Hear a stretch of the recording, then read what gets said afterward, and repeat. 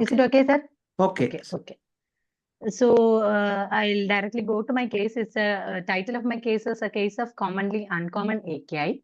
This is regarding a patient who was admitted last month in our hospital. He is a 45-year-old male. He was working in a railway parcel service. He presented to us with a history of fever, headache, myalgia, and high colored urine of 2 days duration. And he gave a history of working in field. He has participated in some NSS camp and cleaning the environment and 5 days prior to the onset of his illness. There was no history of any skin rash, joint pain, any respiratory symptoms, and there was no history of any oliguria. And he did not give any recent history of travel outside. Coming to his past history, he is diabetic for past 3 years on oral anti-diabetic drugs. And he also gave a history of renal stone disease for which he underwent left ureteroscopic lithotripsy and DJ stent in March 2025. And the DJ stent was removed in April 2025. And at that time, creatinine was absolutely normal. And a significant family history of diabetes was there. And at the time, initially, he was admitted in the medicine department. He was volume depleted at the time of admission. There was no icterus. His pulse rate was 52 per minute, but it was regular. BP was 130/80 millimeters of mercury. There was no severe conjunctival congestion or severe cough muscle tenderness, and all the systemic examinations within normal limits.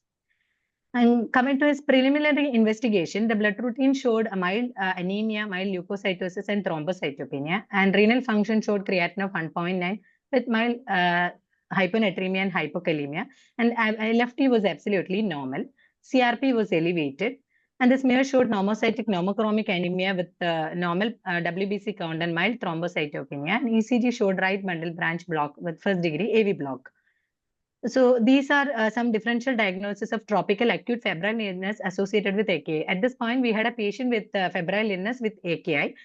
Depending upon the clinical features, when they present with fever and jaundice, we think about lepto, malaria, dengue, yellow fever and all. And if there is biphasic fever with congenital suffusion, thrombocytopenia and transaminase, definite diagnosis will be leptospirosis. And other diagnoses like dengue, scrub typhus, malaria, fever associated with AKI.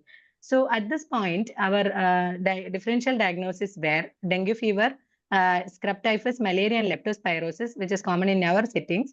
The dengue NS1 and dengue IgM came out to be negative. Scrub typhus IgM was also negative. And the peripheral smear did not show any evidence of malarial parasite, and the lepto IgM turned out to be positive. And he was started on injection ceftriaxone and other supportive measures. And during clinical course, we as nephrologists got the consultation after 2 days saying that the creatinine is worsening from 1.9 to 5 milligram over a period of 3 days. And when I saw the patient, he was euvolemic, non-oliguric, there was no hyperkalemia. And repeatedly probing, he gave history of high-colored urine, that is just color-colored urine prior to the admission. And the urine routine showed 2+ proteinuria with the WBC count of 24 and RBC was there. And the protein creatinine ratio was 1.3 gram. And over the next 2 days, the patient remained asymptomatic. He became afebrile, non-oliguric, but the creatinine was gradually worsened up to 8 milligram per deciliter. And this, you can show the trend of, you can see the trend of RFT worsening from 1.9 rapidly worsened to 9.3 milligram. And patient also developed hyperkalemia. So further investigation revealed serum C3 was normal. And the blood culture and the urine culture, by that time, there was no bacteriuria. Blood culture was sterile. And his echo showed concentric LVH, but good LV function. Ultrasound showed bilaterally bulky kidney with raised echoes, and CMD was maintained. And in view of gross hematuria and recent stone history, and he's also being a diabetic, any evidence of papillary necrosis or a stone disease, we have proceeded with the CT-KB also, which did not show any evidence of papillary necrosis, calculi, or hydronephrosis, only bilaterally bulky kidneys. So the differential diagnosis at this point was, is it a leptospirosis with simple ATIN, or it fit into a syndromic diagnosis of rapidly progressive glomerulonephritis? Is it something related to immune complex infection related glomerulonephritis, or is there any underlying primary glomerulonephritis? Before coming to the proper this thing, these are the mechanisms by which leptospirosis produce AKI. Pre-renal, it can be as a part of dehydration, myocarditis, vasodilatation. So initially, the medicine people were thinking in terms of a pre-renal AKI because patient was dehydrated, patient had bradycardia with some ECG changes. And The other causes of AKI in lepto is post-renal hyperbilirubinemia, mild cast obstruction, but LFT was absolutely within normal limits. Rhabdomyolysis, but the CPK was within normal limits. Another mechanism is renal AKI, that is most commonly lepto produces intrinsic AKI in the form of tubulointerstitial nephritis and acute tubular necrosis. And lepto can cause persistent inflammation of the kidney, leading to fibrosis, and it can progress to CKD also. Same thing. And regarding our patient, we have initiated the patient for hemodialysis via left femoral catheter as he fit into RPGN, and he developed hyperkalemia also. And in view of this rapidly progressive glomerulonephritis, we have proceeded with the renal biopsy. And you can see the renal biopsy picture. It shows two glomerulus with increased mesangial proliferation. There was no intercapillary proliferation. And the tubulointerstitium, the interstitium shows no edema, no interstitial inflammatory infiltrate, but tubule shows some tubular injury with tubular cell debris in the tubular lumen.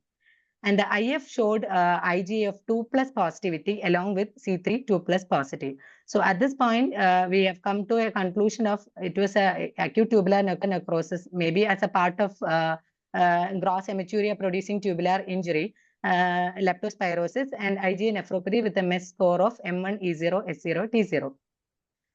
Coming to the discussion, is a short discussion regarding renal involvement in tropical infection. Most commonly, all the tropical infection produces ATN or AIN, and some infections like leprosy and dengue fever, like endemic fever, can produce glomerulonephritis in the form of MPGN.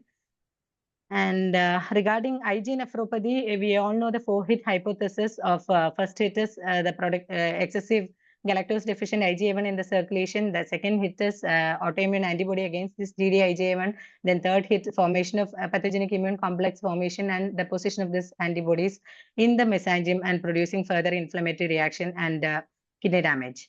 So IgA nephropathy results from abnormal immune reaction resulting in IgA deposits within the glomerulus, and it's not known what exactly triggers the production of autoantibody.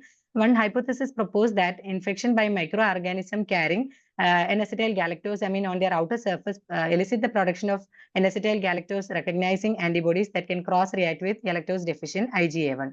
Any infection can produce this thing like EBV infection, respiratory syncytial, HSV infection, and even bacterial infection may induce production of such antibodies.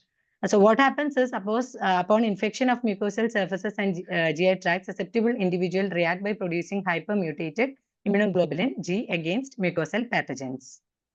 And coming to a few points regarding acute kidney injury in IgA nephropathy. IgA nephropathy present as AKI, and when there is crescentic IgA nephropathy, is acute tubular injury from RBC, cast obstruction, and heme toxicity, as in our case, and when they present with a severe infection and sepsis or severe hypertension.